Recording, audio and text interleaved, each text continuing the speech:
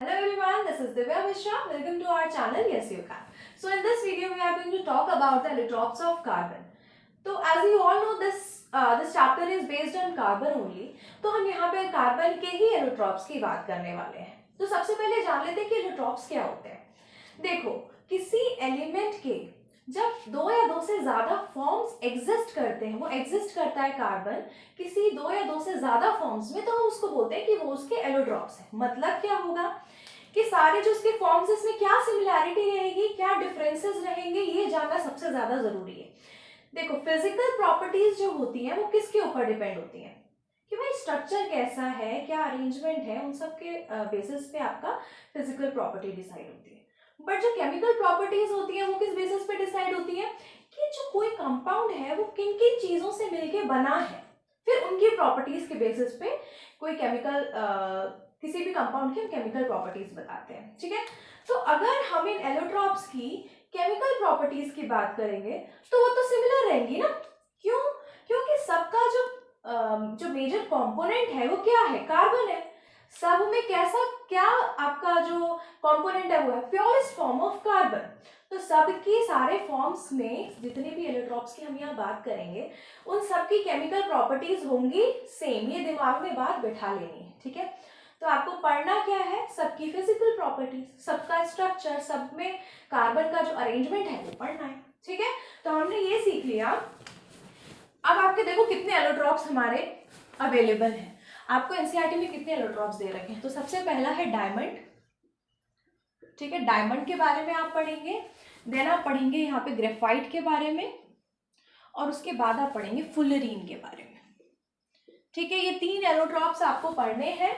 इसमें सबकी क्या होगी, सेम क्या होगी, सब में सेम क्या होगा, सबकी केमिकल प्रॉपर्टीज. केमिकल प्रॉपर्टीज सबकी सेम होंगी. केमिकल प्रॉपर्टी एक एग्जांपल से बात कर लेते हैं. सब में क्या होगा, कार्बन. जब कार्बन को आप बर्न करते हो तो क्या निकलता है, कार्बन डाइऑक्साइड निकलती है. ठीक है, तो जैसे ही आप इन तीनों को बर्न करोगे तो क्या निकलेगी, कार्बन डाइऑक्साइड निकलेगी. ठीक है, ये हो गया. इसको टेस्ट कैसे कर लेंगे, लाइम वाटर के थ्रू पास करा देंगे तो लाइम वाटर हो जाएगा मिल्की. तो टेस्ट हो गया. तो आपको ये समझ में आ गया कि केमिकल प्रॉपर्टीज भाई सेम है, तो खास पढ़ने की उसमें जरूरत नहीं है. बट डिफरेंट क्या होगी, फिजिकल प्रॉपर्टीज.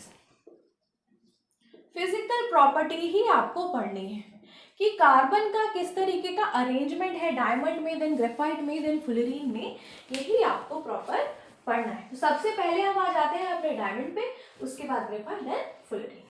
सबसे पहले हम बात करेंगे अपने डायमंड की. तो डायमंड का जो स्ट्रक्चर होता है वो 3D नेटवर्क होता है. क्या होता है, 3D नेटवर्क, जिसके अंदर कार्बन कार्बन के बीच का जो बॉन्ड होता है that is the covalent bond.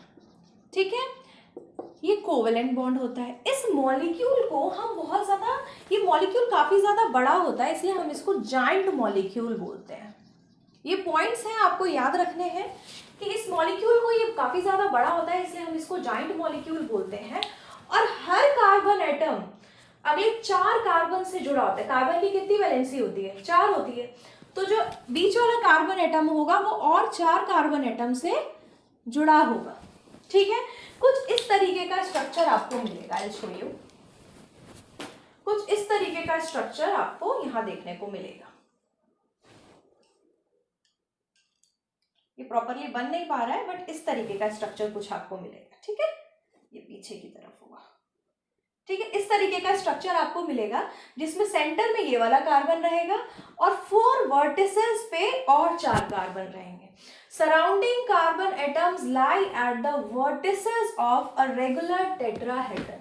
अगर आप इसको गौर से देखोगे तो ये एक रेगुलर टेट्राहेड्रन बन रहा है. देखो 1 2 3 4 4 वर्टिसेस हो गए और ये रेगुलर टेट्राहेड्रन है. इनके बीच का जो स्पेस होगा वो सेम होगा. ठीक है, अगर मैं इसको थोड़ा सा कॉपी पे बनाने की कोशिश करूं तो इस तरीके, मतलब बोर्ड पे, तो कुछ इस तरीके का बनेगा. ये एक पीछे रहेगा, इस तरीके की कुछ शेप बनेगी. ठीक है, तो ये रेगुलर टेट्राहेड्रन बनता है और इस रेगुलर टेट्राहेड्रन पे 4 कार्बन होते हैं that lie at the vertices of a regular tetrahedron. तो एक वर्ड जो मेजर इंपॉर्टेंट है वो यही है कि रेगुलर टेट्राहेड्रन बनता है. ठीक है, अब ये जो स्ट्रक्चर बन रहा है ये जो स्ट्रक्चर बन रहा है ये इतना ज्यादा रिजिड हो जाता है स्ट्रक्चर की वजह से, मतलब इस अरेंजमेंट की वजह से। देखो ये जो अरेंजमेंट कार्बन की होती है वैलेंसी 4, चारों वैलेंसी फुलफिल्ड है। अरे भाई उसको भी तो किसी चीज की कमी है ही नहीं, कमी है ही नहीं, तो कैसा स्ट्रक्चर बना लिया भाई, इतना स्ट्रॉन्ग बना लिया कि ये जो डायमंड है इसको हार्डेस्ट नेचुरल सब्सटेंस मान लिया गया है। ये रिजिड जो स्ट्रक्चर बनाएंगे इतना हार्ड हो गया है कि diamond is the hardest substance known, it is the hardest natural, ये क्योंकि नेचुरली बनता है तो नेचुरल सब्सटेंस नोन। अंडरस्टैंड? ये सारे बहुत इंपॉर्टेंट चीजें हैं डायमंड से रिलेटेड। अब मैंने बोला था आपको कि इन सब की जो फिजिकल स्ट्रक्चर, फिजिकल जो प्रॉपर्टीज है वो तो सब सेम रहेंगी, सॉरी डिफरेंट रहेंगी, सेम रहेगी केमिकल प्रॉपर्टीज। तो फिजिकल प्रॉपर्टीज की भी फटाफट से बात कर लेते हैं। मैंने बोला कि जो 3D नेटवर्क पे जो स्ट्रक्चर बन रहा है ये काफी ज्यादा हार्ड होता है, ठीक है। तो इसका मेल्टिंग पॉइंट और बॉइलिंग पॉइंट कैसा होगा? हार्ड होगा, आई मीन ज्यादा होगा, हाई होगा। 3500 डिग्री सेल्सियस तक का टेम्परेचर इसको चाहिए होता है मेल्ट करने के, ठीक है, उससे भी ज्यादा, उससे भी ज्यादा, ठीक है। और क्योंकि इतना ज्यादा हार्ड स्ट्रक्चर हो गया तो रॉक को मतलब कट करने के लिए भी यूज किया जाता है ये, ठीक है, इतना ज्यादा ये हार्ड हो गया। बट ये it is poor conductor of heat and electricity. क्यों? क्योंकि भाई इसके तो चारों वैलेंसी फुलफिल्ड है, जगह है ही नहीं। इलेक्ट्रिसिटी पास कराने के लिए क्या चाहिए होते हैं? फ्री इलेक्ट्रॉन्स चाहिए होते हैं। इसके पास तो है ही नहीं, इसके चारों वैलेंसीज तो फुलफिल्ड है, तो किसी चीज की कमी तो इसके पास है नहीं, तो ये मना कर देता है इलेक्ट्रिसिटी कुछ पास नहीं कराता है, ठीक है। तो हमें समझ में आ गया पूरा डायमंड। अब हम बात करेंगे अपने ग्रेफाइट की। अब आता है हमारा ग्रेफाइट। ग्रेफाइट एक ग्रेश ब्लैक ओपेक सब्सटेंस होता है। इस बहुत ज्यादा स्मूथ और स्लिपरी होता है टच करने में, ठीक है, स्मूथ एंड स्लिपरी होता है। ये लाइटर होता है डायमंड से, लाइटर देन डायमंड। इसमें जो कार्बन ये जो 2D स्ट्रक्चर है, ठीक है, ये 2D स्ट्रक्चर होता है और कार्बन का जो बॉन्ड है वो वैसा ही होगा, कोवेलेंट होगा, ठीक है। और कार्बन की कितनी वैलेंसी थी? 4 थी। कार्बन की 4 वैलेंसी होती है बट इसमें एक फुलफिल नहीं होती, ये सिर्फ 3 अदर कार्बन से कनेक्टेड होता है, ठीक है। एक कार्बन अगले 3 कार्बन से मिलके अलग 3 कार्बन के साथ बॉन्ड बनाएगा, ठीक है। डायमंड में क्या था, वो चारों वैलेंसीज उसकी फुलफिल कर रहा था, चारों के साथ बॉन्ड बना रहा था कार्बन के साथ, बट इसमें क्या होता है वो 3 के साथ बॉन्ड बनाता है, ठीक है। जिसकी वजह से 2D स्ट्रक्चर की वजह से उसमें एक रिंग लाइक स्ट्रक्चर्स बन जाती है इस तरीके की, ठीक है, इस तरीके की रिंग लाइक स्ट्रक्चर्स बन जाती है। और ये जो लेयर्स, ये जो रिंग्स है ये लेयर्स में होती हैं, ठीक है। जैसे एक यहाँ पे बड़ी सी लेयर होगी, फिर एक यहाँ पे बड़ी सी लेयर होगी, ठीक है। तो ये जो रिंग्स है, रिंग्स के बीच में कार्बन के बीच में कैसा बॉन्ड है? कोवेलेंट बॉन्ड है। बट मैंने आपको क्या बोला कि ये लेयर्स में होता है, शीट्स में होता है, जैसे कॉपी के अंदर पेपर्स होते हैं ना, उस तरीके की लेयर्स में होता है ये।